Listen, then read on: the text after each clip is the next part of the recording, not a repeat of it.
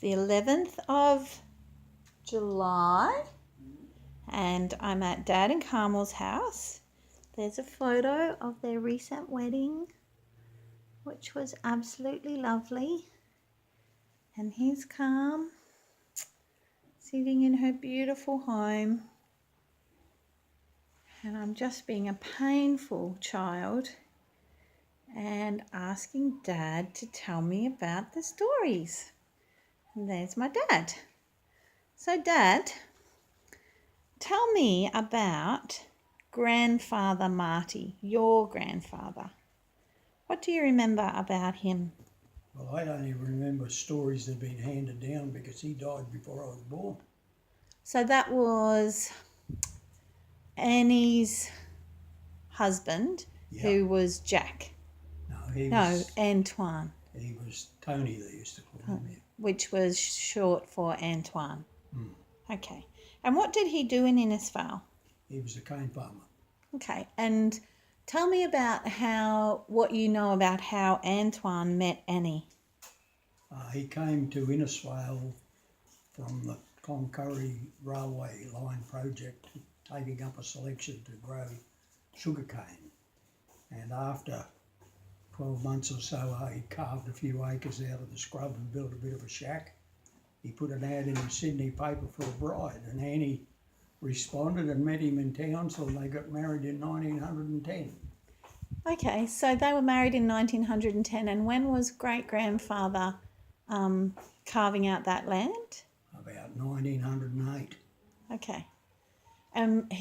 So where did he come from in 1908? From Cloncurry. From Cloncurry to Innisfail. He was naturalised in Cloncurry in 1908.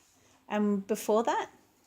Oh, well, he came out from France to Melbourne on a boat with handling stock, and then he worked his way up from Melbourne all the way up, doing odd jobs and a bit of labouring here and there, and got on the Cloncurry Rail project and worked his way out to Cloncurry. So does story have it that he was a stockman?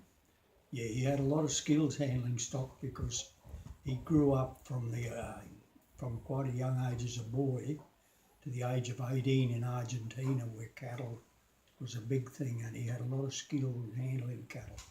Okay, and that's how he got passage to Australia? Yes. Oh, okay. And what do you know about Annie? In what way? Have you heard any stories that would help us know what she was like?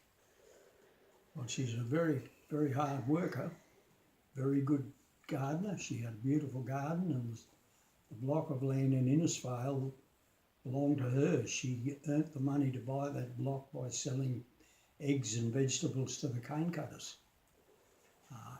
And that's the block on Graham Street. Mm. Yep, that was Auntie Kate's house, as I know it. Yeah. And the big land with the triangle and... Mm. Wow, that's amazing.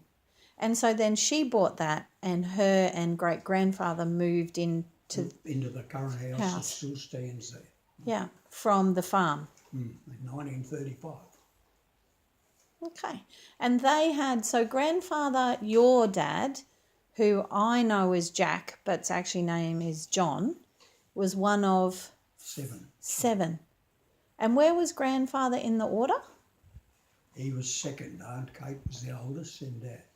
Okay. So Auntie Kate, then Dad, your dad, my grandfather, and then who was next? Auntie Julie. Then... Uncle Jim. Okay. And then Billy? Auntie Nancy. Then Murray. And then Billy. And so are there any surviving? Yeah, Auntie Murray's turned 93 last December. She's still surviving. And Auntie Bill must be close to 90 because she was born in 1927. Okay. And Uncle Jim lived a long life? He was 92 when he died. And what about Kate? She was 80. Okay, but you were saying Auntie Kate has carried a heart condition her whole life, like from since being a baby. Mm. Okay. So longevity is on our side. Yes. Auntie Julie lived to 93, and Auntie Nancy and Uncle Jim lived to 92. Auntie Murray's 93 and still going. Okay.